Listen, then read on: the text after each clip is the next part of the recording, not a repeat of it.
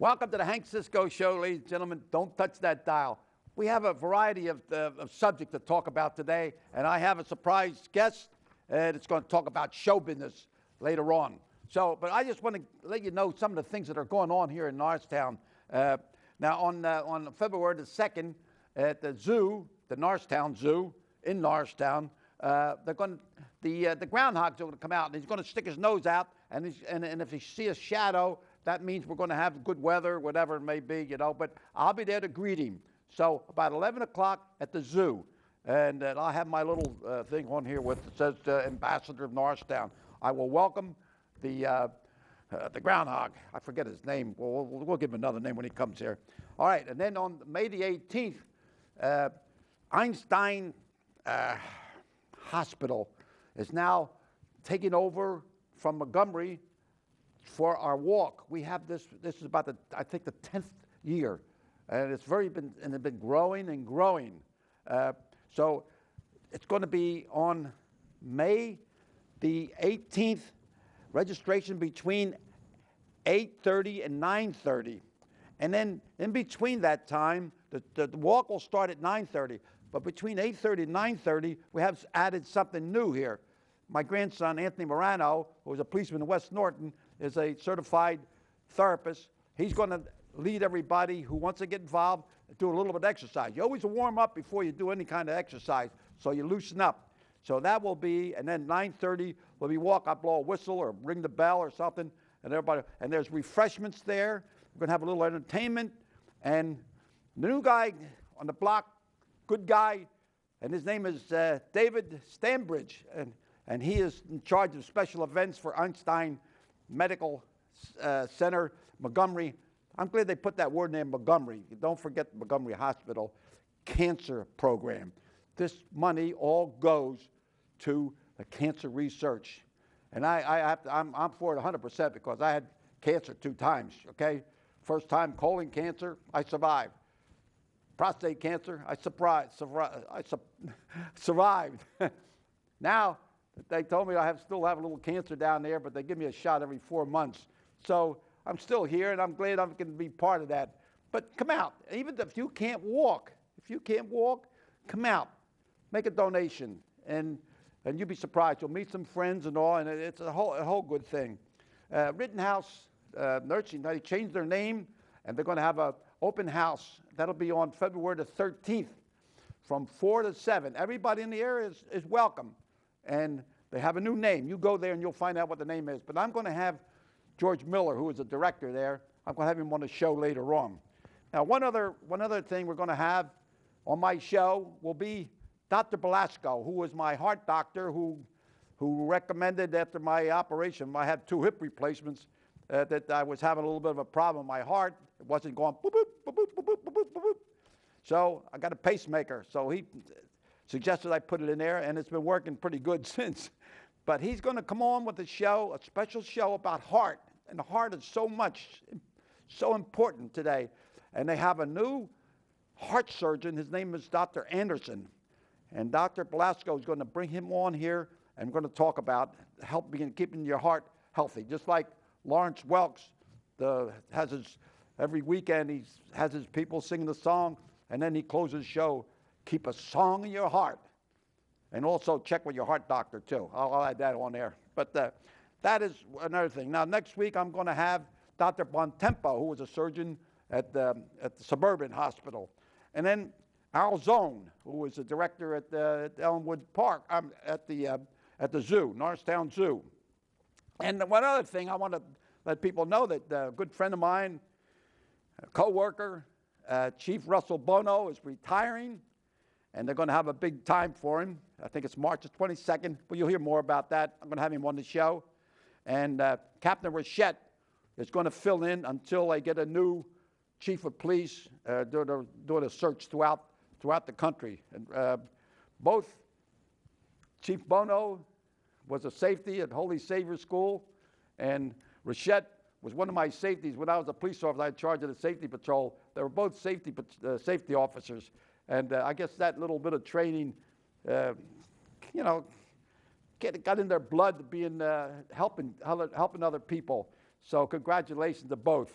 And so, you know, we got a lot of things cooking here, right here at in the Norristown area, theater and a lot of things. But I got something I didn't realize last night. I'm not a preacher, but I got a prayer book here. It's unbelievable. I'm looking at the prayer, and you know, prayer's always. I'm not a preacher, and I'm not here to talk religion, but I bumped into this prayer, and I thought it was something that everybody should know. It is a prayer. Let me put my glasses on. Ready? Here we go. This is a prayer of the unemployed. Unemployed today, with the way the things are, a lot of people out of work. So here's a prayer, and I'll read it, okay? I'm not a great reader. When I went to school, you know, I was nervous, especially I went to both parochial school and public schools, and the teacher would say, or the son would get up and read. I was always bashful, so I'm not the greatest reader. But here's the prayer. Dear Lord, you want all who are weary to come to you for support. Lord, I am worn out by my inability to find wage-earning work. Day after day, my worry and fears grow. At the rejection of my applications mount. I am able and willing to work, but I cannot find a worthwhile job. Please help me to obtain one soon so I can support myself and my family in a decent way.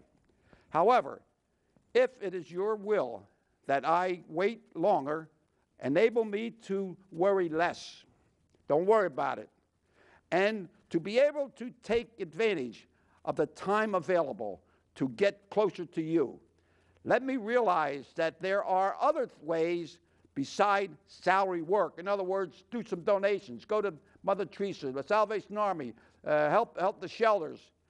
Help me to make use of that time for the time being so that I may continue to grow as a person for your greater glory. So, you know, that's a nice little prayer, and God bless you, whoever it is. You know, hope everything turns out okay. We got the president coming in for the second time. Maybe employment will come up and away.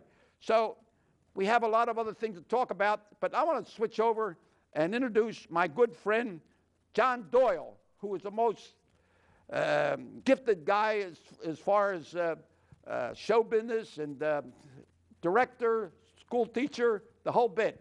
So now, come on in now. John Doyle, come on home. Let's go. You heard me talk about the prayer for the unemployed. And it's the new book on St. Joseph's prayer book. Now, this is whatever religion, you know, but one thing about me, I'm not a preacher, but after I say a prayer, one thing, I don't make a collection. So it's on the house. I'm treating you to a prayer. Okay, now, my good friend, John Doyle. Okay. Hi, Hank. Thanks for having me here. She's doing great. Yeah, Mom's doing great. Oh, my God. Ladies and gentlemen, you know, we have so much talent here in Norristown. Mother and son involved with the theater. And so many things are moving along in good spirit, enthusiasm. And people are starting to catch on to it. And I'm so happy to be part of it that, you know, theater is so much, you know, music, theater, art, paintings, everything. It's all coming together here in Norristown. And I can say that this man right here is a big part of it. And there's a lot of things cooking, and I just want him to tell us some of the things that I know you just had a show there, Voices. Yeah, we did the Independent Voices Festival for January. How that worked out? Yeah, so What's that about? It was our 4th year of doing this, and what we do is we pull together either plays that we or I have seen in the region we think deserve an encore, or an opportunity for artists who want to get their work out a first shot at performing something. So about half of the festival was work that was new, and half the festival was work that I had seen somewhere and decided to bring to Norristown. This time we brought 2 Latino shows, 2 shows that were focused on Latino issues. Now, Latino, they right. weren't just Latino shows, so they weren't shows that were specifically geared only towards a Hispanic population, but they were focused to sort of support that population. One was called Drunk Lion by a guy named Chris Davis. Yeah. Chris, it's actually not the Chris Davis from Norristown who my dad and I knew real well. It's a guy from Philly, and he went to Mexico for about 3 months and learned to speak Spanish while he was there. And while he was there, he sort of hooked up or connected with these guys they call lions in Mexico, and it's sort of these older drunk men, sort of gangstery kind of guys. And the play was about that, and it's to some extent about you know, the world of Mexico. It was bilingual, but you could, if you didn't know Spanish, you could understand it. And he was quite successful. The other show was by a guy named Armando Batista. He's a New York guy who came down and did a show called City Boy that's about New York. I'm born in Brooklyn. There you go, yeah. It's a great story about a guy who starts in New York, runs away from New York actually to Pennsylvania because the city was too dangerous, right? Yeah. But Armando goes back, and he talks about what it means to go back to your community after you've left. Yeah. And so there's sort of 2 shows, and that show was about, I don't know, 20% in Spanish, and again, supported by English translation in the show, but there were 2 other things we did. Translate while it's going? Right as the show. So in Drunk Lion... The show is over, or is it coming? These are all done. These are all finished, yeah. And some of them are available online. May, that they're, Actually, no, we're talking about that. Armando and Chris Davis both would like to come back to the theater. I'd like to have them on the show. That'd be great. It'd be great. Yeah, you'd really enjoy Armando. He's a great guy. I'd like to have something, St. Patrick's Day, Columbus Day, Polish Day, whatever.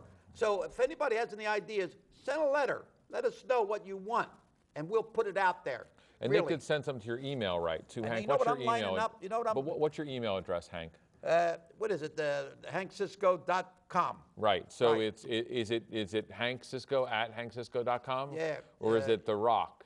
Oh yeah, The Rock 324 at The Rock 324 at AOL.com. Right. So that's where you send it. Send it to me. Good. And really, if you want, if you're whatever, whatever nationality, whatever religion, whatever, send it to me, and then we'll let people know what it's all about. You know what I got lined up? What's that? I got an Irish dancer. You should see this guy dance. He goes, boop, boop, boop, boop, boop. They call it, I forget what they call it, stepping. I forget. Right, okay, that's sort of step dancing. And he's going to come on my show. And then I have them Irish singers. Right, I know those guys. Very They're good. Great. I got them.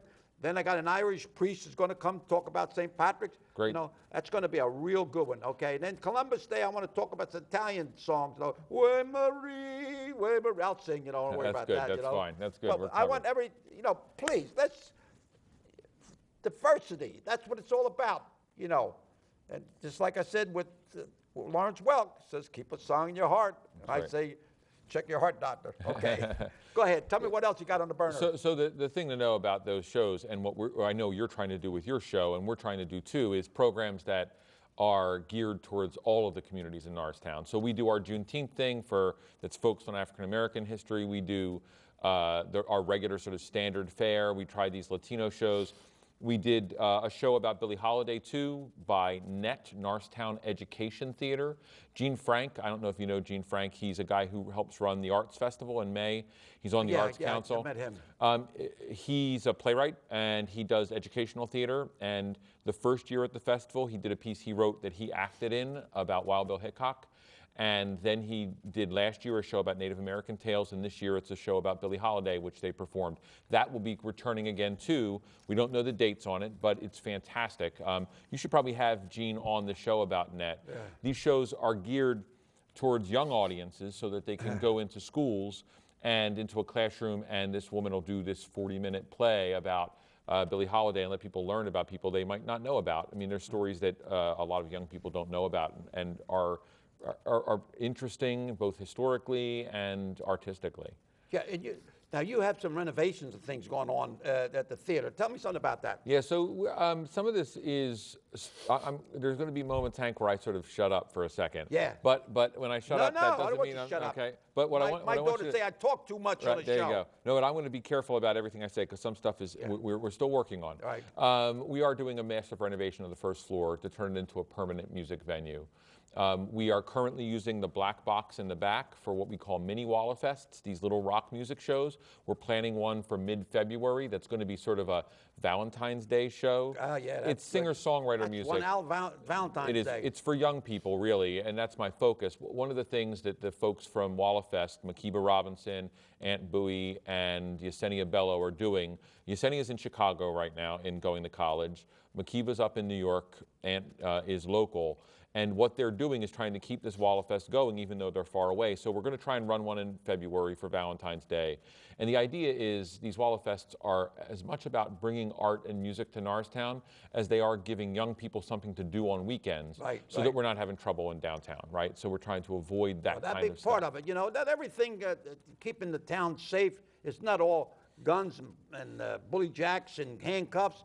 It's getting people involved with music, with the volunteering and helping other people, you know, getting an education, go to the library, this is what keeps the town together. But let me say, let me tell you about, I'll tell you one thing about Wallafest before you go on. So one of the things that we heard from these folks at Wallafest is the one band that came called Satellite Hearts, and they have an album out, and they've been with us 3 times.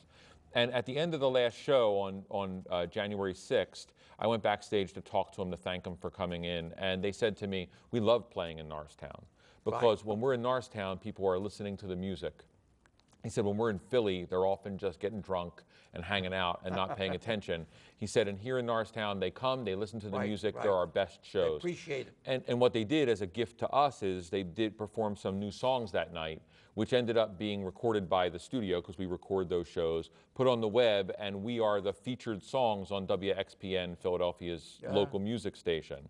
But now, it's not Norristown that's featured, but it's Norristown's arts that's featured. And it's because of the way the community has opened up to these artists when they're coming in. It opens up and they come. Almost everyone I interviewed always say they come from different cities and they say they like to come here to Norristown to show. So we're going to be you know, let me tell you, I said a little prayer about the unemployed. You know, I'm religious. Sometimes I'm superstitious, and I believe when I was a boxer, I always blessed myself before the fight and all. So I don't know how many people would say that St. Anthony is the patron saint for people that lose something. If you lose something, you pray to St. Anthony. And you say, St. Anthony, please come around. Something been lost that must be found. Now I'm going to make a little prayer of my own. St. Anthony, please send somebody down to help with us at the theater. Thank you. Maybe some will come and help us with the theater and make Norristown the image change. Okay? Who knows? Up there. Good, and that's great. We can use it. So that was Independent Voices, big, giant success Independent for Voices. us. And I like that title. Yeah, I do too, actually. The more you think about that, you know, independent, which means people are speaking out what they feel, and that's what we want. Yeah, and it also means the artist is doing their own work. And the last weekend of the shows were all premieres. We had some college kids who premiered new work they had created. We had premieres by the resident playwright for Iron Age. Her name's Kate McGrath. It was a play about Parkinson's and painting. Actually, it was a fascinating play. Yeah. And we had the one from Net. So those people are giving their voice as their own created shows. And other ones are independent voices that are the topics. But it's fantastic. And, you know, it amounts to about 14 days of different shows in Norristown.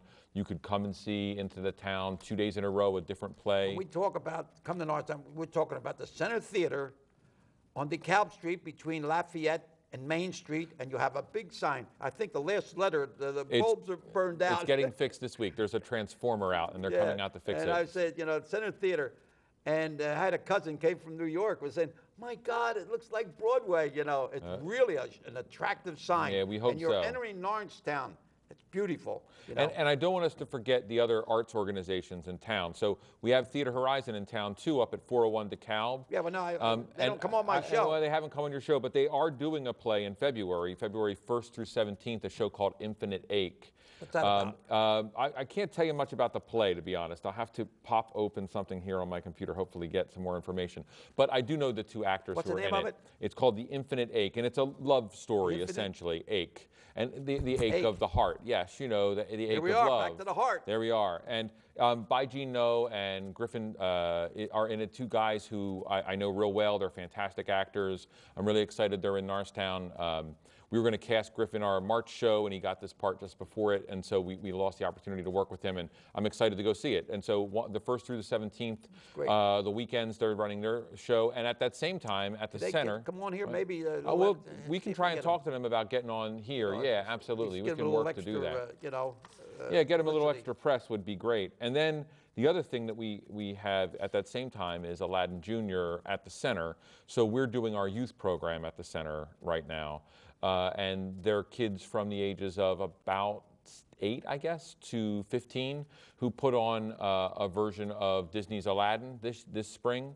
It's directed by Rory Zumo, and it's an educational process. So it's not just let's put up a play, but they're also learning about how theater works. And the kids are adorable. I've been to some of the rehearsals because I'm rehearsing Moby Dick. These here kids? Yeah, they're kids who are in late elementary school through the beginning of high school, like it's up until ninth grade. Play the part? They play all the parts. It's great to watch. I can never remember my lines. Yeah, they're amazing. And the shows are a lot of fun, and if you like supporting kids, it's a great way to go. We're really trying to draw more kids into the program. You know, that's great. John, you're talking about the children actors. I watched the old shows here of Shirley Temple.